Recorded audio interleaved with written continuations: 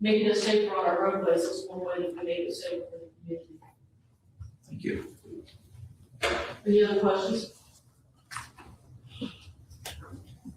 There'll be more time for Q&A later as well.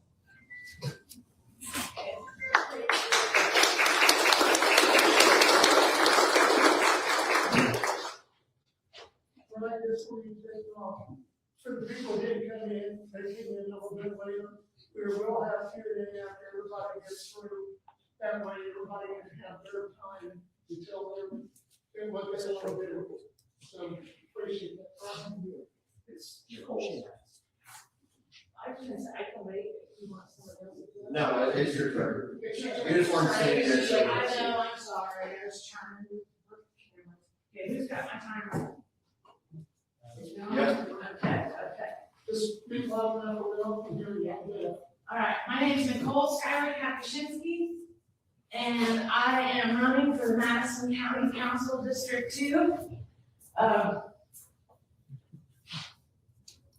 And to be an Indian delegate, because I've experienced what happens when the government fails, and I refuse to stay silent about that. I'm a combat veteran who served during Operation Iraqi Freedom 2008. My absentee ballot was stolen too, everybody, and nobody has helped me figure out who stole it. I figured it out, but none of my elected officials helped me figure that out. So, what I didn't expect was coming home and having to fight it just as hard for accountability right here in my own community. So, my story. Why am I here?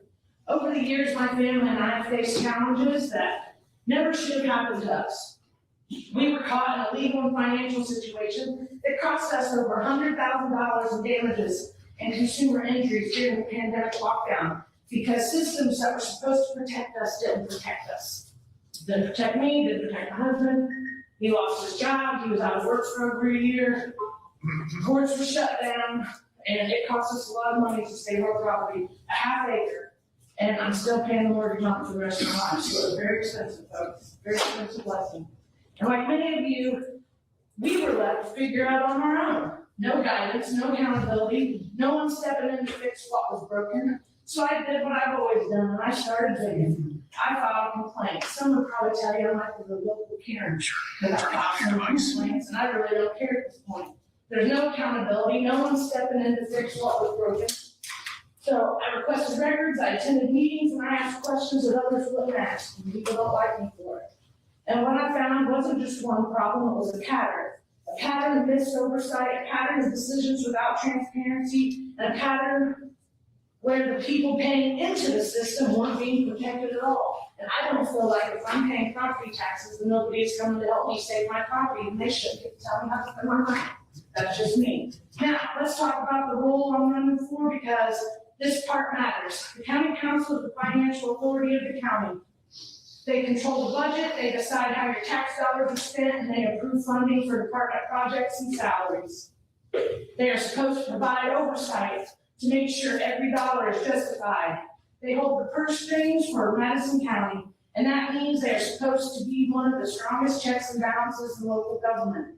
And I'm not trying to harp on anybody, but I am part of the 47% of Madison County voters and taxpayers that don't get to see justice, and I'm still upset about it. So, carrying on, where things are falling short, but here's the problem. That level of oversight isn't always happening. Budgets get approved without enough questions, fundings get allocated without clear accountability, and the public is often left out of the process entirely. We get shut down at the podium, they try to get us carried out and claim that we are horrible just because we want to have our rights and we want to be heard.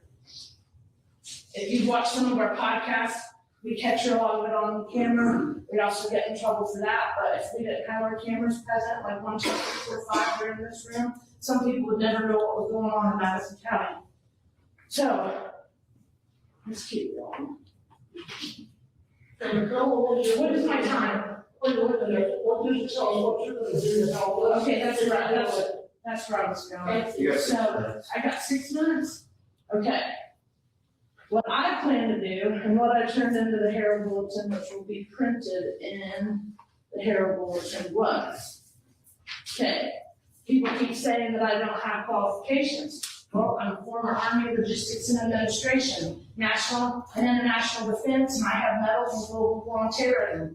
I'm now known as a combat veteran, and I have a lot of free time to fill. So political experience, I've done active in local government meetings, grassroots organizers, experience in civic engagement, public records investigation, and holding local officials accountable through direct participation. Changes I would make if elected.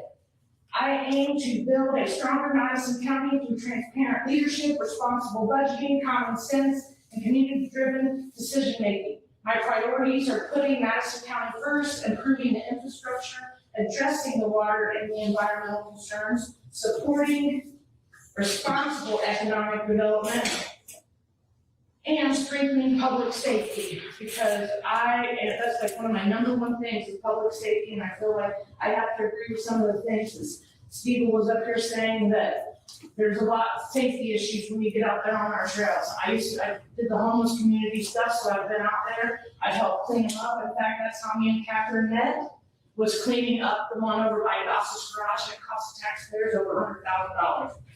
But we got it clean. So the other, I want to ensure the government operates openly and efficiently while fighting for accountability and making sure every resident receives the justice and representation that they deserve. I would also find funding to build a new morgue and to create some type of homeless hub for Madison County that helps get people back on their feet instead of continually putting them back in jail and lock them up for everything that they do, because not everybody that's homeless is a drug addict. Not every addict is homeless. So that's why that is very, the homeless stuff is very near and dear to my heart, because I've been homeless, some of my family have been homeless, and there's not a lot out there for us to get back on our feet. But I went from hero to homeless for a little over 10 years, so I did something right. So I just want to share that with everybody. What's my time? Wait, 43. Yeah.